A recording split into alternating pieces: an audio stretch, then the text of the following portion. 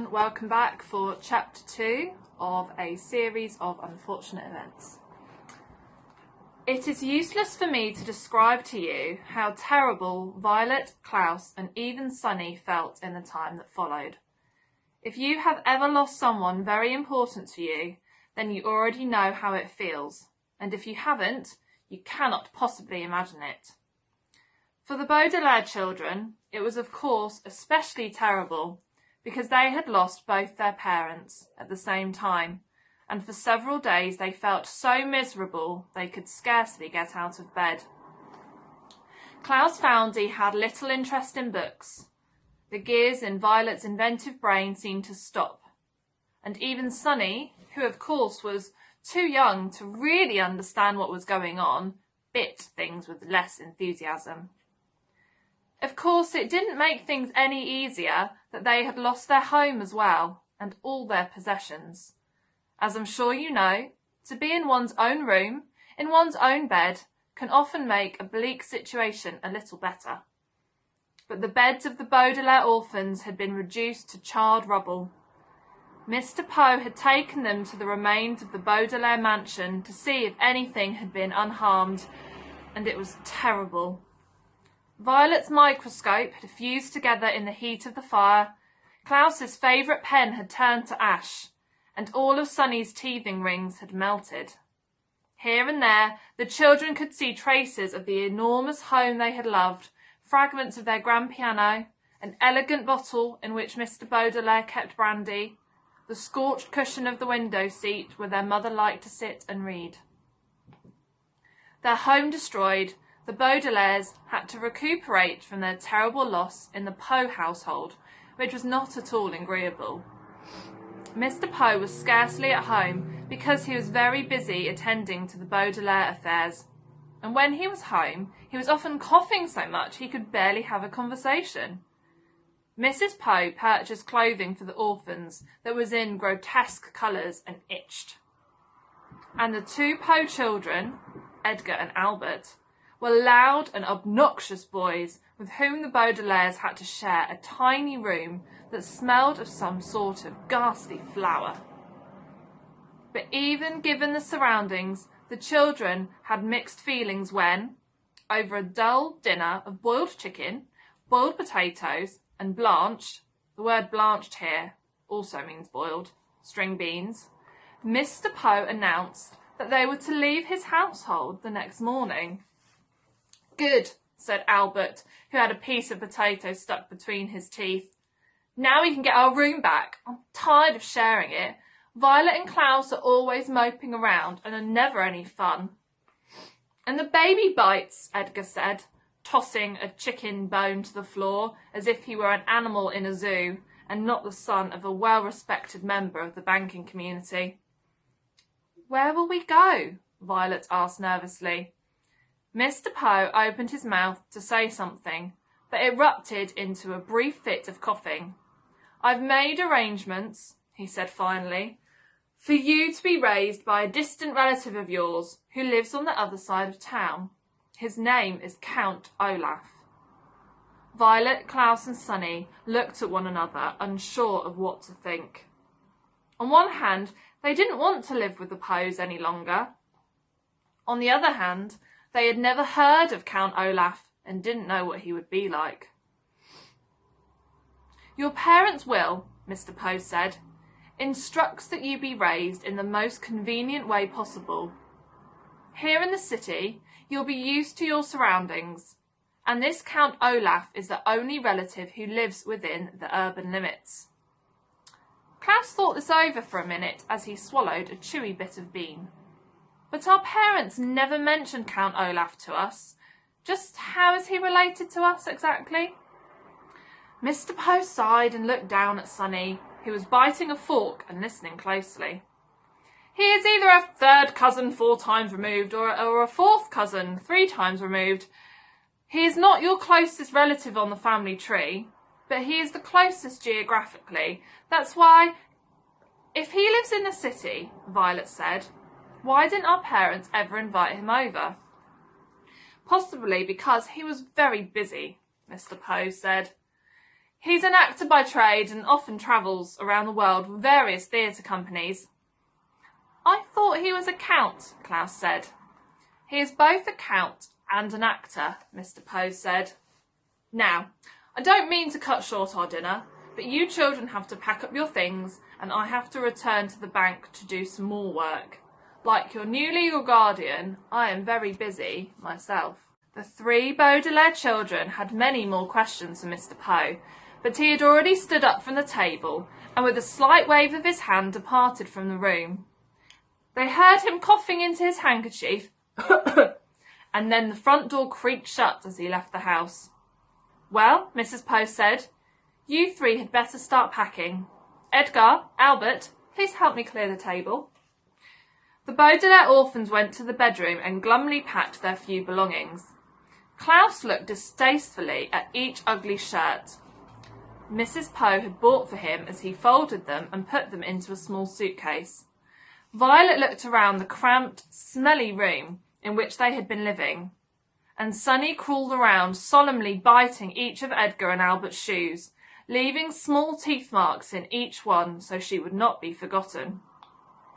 From time to time, the Baudelaire children looked at one another, but with their future such a mystery, they could think of nothing to say. At bedtime, they tossed and turned all night, scarcely getting any sleep between the loud snoring of Edgar and Albert and their own worried thoughts. Finally, Mr. Poe knocked on the door and stuck his head into the bedroom. "Rise and shine, Baudelaires," he said. "It's time for you to go to Count Olaf's." Violet looked around the crowded bedroom, and even though she didn't like it, she felt very nervous about leaving. "Do we have to go right this minute?" she asked. Mr. Poe opened his mouth to speak, but had to cough a few times before he began. "Yes, you do. I'm dropping you off on my way to the bank, so we need to leave as soon as possible. Please get out of bed and get dressed," he said briskly. The word briskly here means quickly, so as to get the Baudelaire children to leave the house. The Baudelaire children left the house. Mr. Poe's automobile rumbled along the cobblestone streets of the city toward the neighbourhood where Count Olaf lived. They passed horse-drawn carriages and motorcycles along Doldrum Drive. They passed the Fickle Fountain, an elaborately carved monument that occasionally spat out water, in which young children played. They passed an enormous pile of dirt where the Royal Gardens once stood. Before too long, Mr. Poe drove his car down a narrow alley lined with houses made of pale brick and stopped halfway down the block. "Here we are," Mr. Poe said, in a voice undoubtedly meant to be cheerful. "Your new home." The Baudelaire children looked out and saw the prettiest house on the block. The bricks had been cleaned very well, and through the wide and open windows one could see an assortment of well-groomed plants. Standing in the doorway, with her hand on the shiny brass doorknob, was an older woman, smartly dressed, who was smiling at the children. In one hand she carried a flower pot. "Hello there," she called out. "You must be the children Count Olaf is adopting." Violet opened the door of the automobile and got out to shake the woman's hand. It felt firm and warm, and for the first time in a long while, Violet felt as if her life and the lives of her siblings might turn out well after all. "Yes," she said. "Yes, we are. I am Violet Baudelaire, and this is my brother Klaus and my sister Sunny. And this is Mr. Poe, who has been arranging things for us since the death of our parents."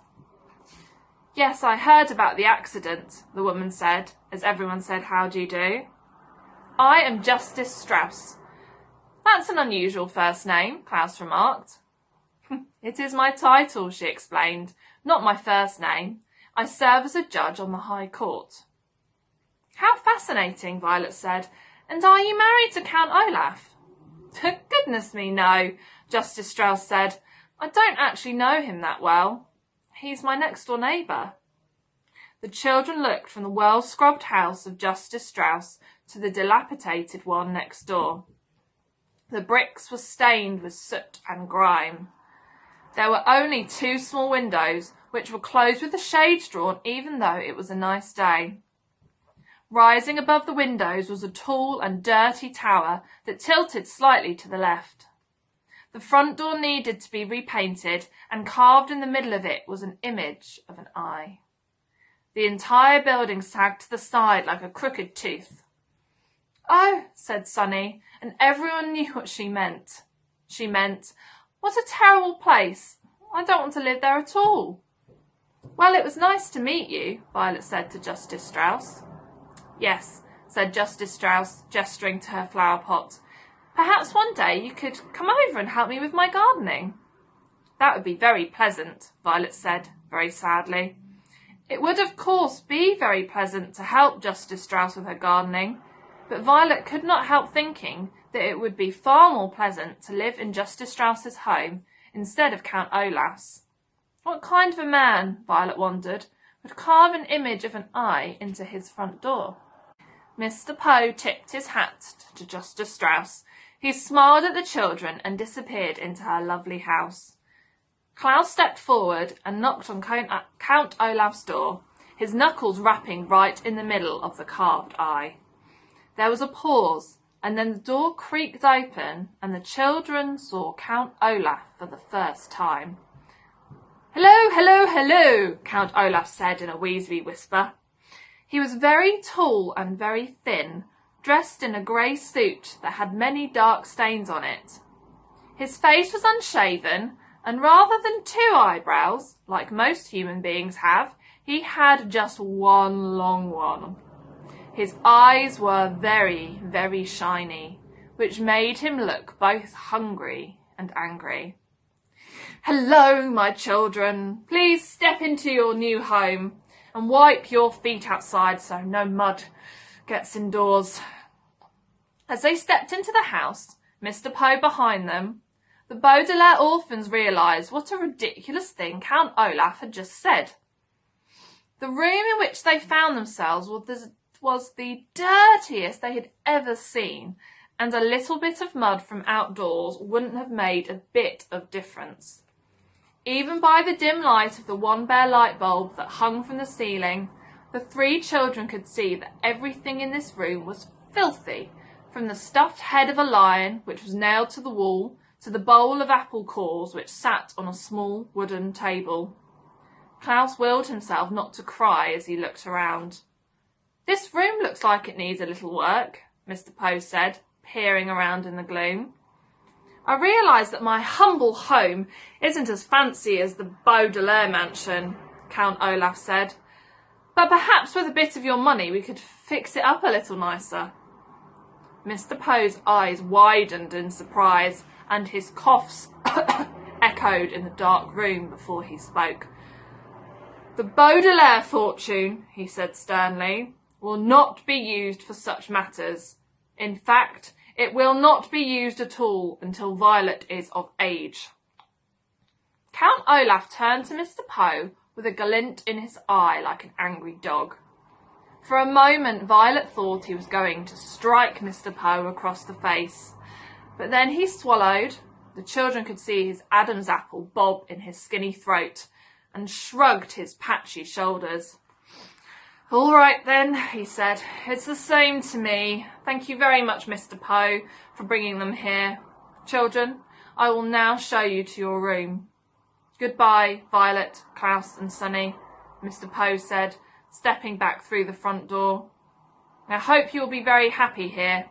I will continue to see you occasionally, and you can always contact me at the bank if you have any questions." "But we don't even know where the bank is," Klaus said. "I have a map of the city," Count Olaf said. "Goodbye, Mr. Poe." He leaned forward to shut the door, and the Baudelaire orphans were too overcome with despair to get a last glimpse of Mr. Poe. They now wished they could all stay at the Poe household, even though it smelled.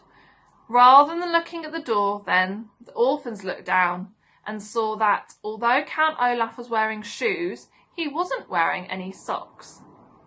They could see, in the space of pale skin between his tattered trouser cuff and his black shoe, that Count Olaf had an image of an eye tattooed on his ankle, matching the eye on his front door. They wondered how many other eyes were in Count Olaf's house, and whether, for the rest of their lives, they would always feel as though Count Olaf were watching them, even when he wasn't nearby. Hope you enjoyed chapter 2. For an activity, why don't you try writing a diary entry as either Klaus or Violet, describing your stay at the Poe household and how you felt when you first met Count Olaf. See you next week. Bye.